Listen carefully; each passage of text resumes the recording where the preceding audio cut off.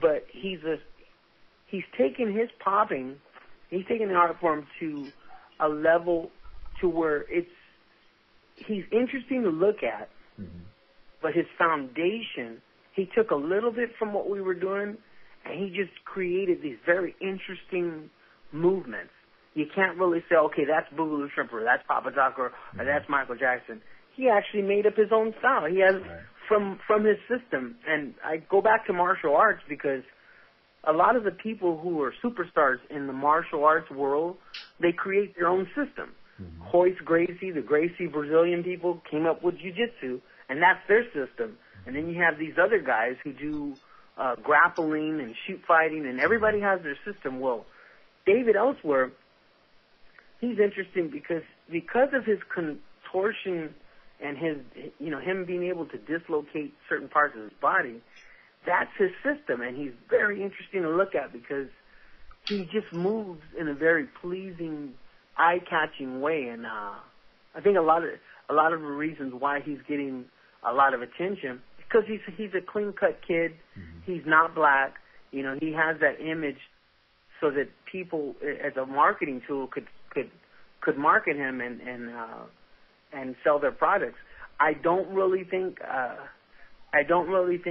if it had been an African American moving the way he would, the way that David Ellsworth dances, it would have been as popular and marketable. But he's got the squeaky clean image, and I kind of think of him like the Elvis of popping because rock and roll was before Elvis, but Elvis had that image.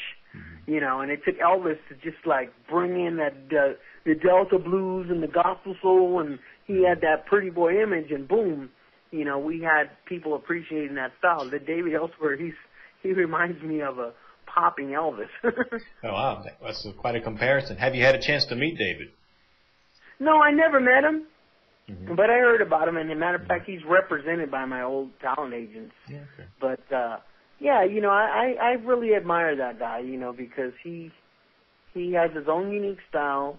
He's not imitating the old stuff. He's an innovator, and he doesn't have to do jazz dancing or other choreography. He just has to be a soloist, and that's exactly what I was. When they ask him to do his thing, he just goes and does it.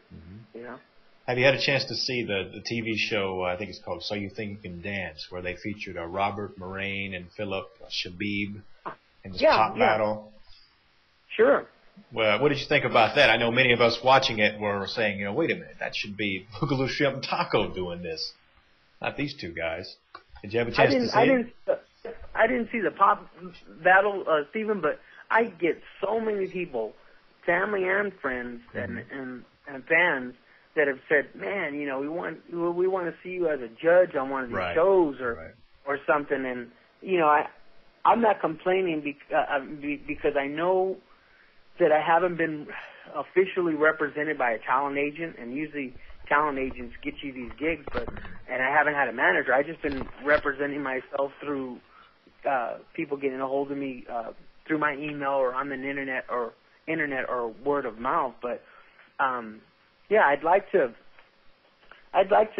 be part of those shows. I mean, especially with the credits that I have on my resume as an innovator. I mean, as a dancer. I definitely have the credentials on my resume to be able to do a show like that. So, hopefully that'll happen. And like I said, I just had a meeting with a new talent manager, so hopefully things will get the ball rolling before, like we were saying earlier about that window of opportunity. Right. Right now it's a really prime time for me to get out there and get on stuff like that, especially the unionized stuff. And I wanted to go back to the fact of, you were asking me what I was doing in the, after the breaking days. I was trying to get work, and even though back in the 90s it was kind of scarce, now that it's out there, I'm not trying to be like the best popper or the best guy, but as a how people do cameos in films and they're on reality shows. I see myself as being part of ensembles or working with David or something to that nature. So like I said, I want to make sure that I get the word out that I'm actually available. Mm-hmm. You know, before I get my agent. You know, I'm still in my own way, letting people know through interviews like this one. Mm-hmm. You know, that I'm available and open-minded to do stuff like that. I know many fans would love to see you on one of these dance-based or reality-based shows, and there have been rumors about you joining these shows. I guess they've just been rumors. We expected to see you on. Really, people have submitted me. Oh, really? I have a guy that's he's just been pretty much my online media publicist. Mm-hmm. He sent letters to America's Best Dance Crew to see if I could be a judge, and they responded by doing a tribute to me. They had everybody. Right. They had an episode, I remember that. and I have it on my MySpace. There's an episode of America's Best Dance Crew where they did a Boogaloo Shrimp tribute, and they made all the dancers come out and do their version of my broom dance, which was kind of cool. But I would have liked to have been on the judge panel, right, as opposed to a tribute. And as far as the Dancing with the Stars, they submitted me to be one of the judges. So, you know, that's how that rumor got out, because you throw it out there and see what comes back to you. Mm-hmm. But they don't really, on Dancing with the Stars, they don't really have that b-boy category. They don't really have that in on the judges panel. So could you be a contestant, or would you be disqualified because of who you are? Oh, I probably would be disqualified because of who I am. But I met with Mia Michaels. She's a very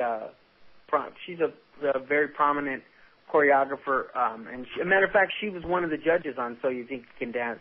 Mm-hmm. And see, I'm considered as one of those specialty acts, you know, and what the new big time choreographers, what they look for on those shows, they always tell when it comes to the street dancers that they want them to diverse. You know, they want to see them do more of other styles or mixed styles, and I'm considered like a specialty. You know, I was like, you know, I'm a pioneer of the popping art, the art of popping and robotics.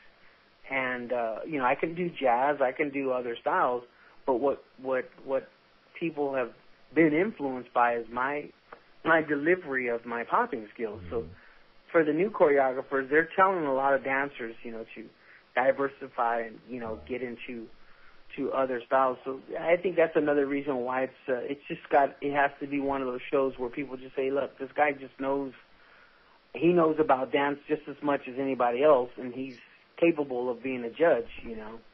I have been invited to judge contests, you know, at clubs or, you know, here and there, but on a bigger scale, you know, I would love if I can't join a show that's existing, I'd like to join a show that somebody created. Okay. You know? I understand. Let's move on down to the next couple of questions. I'll try to combine the two. You mentioned the Vibe interview, which is a very interesting interview, and also there are a couple of clips on YouTube of an interview with Shabba-Doo, and he seems to make reference to tension between the two of you, which might prevent a Breaking 3 film. And you've made a mention in this interview before about possible jealousy and the rejection of his script over the other script for Breaking 3.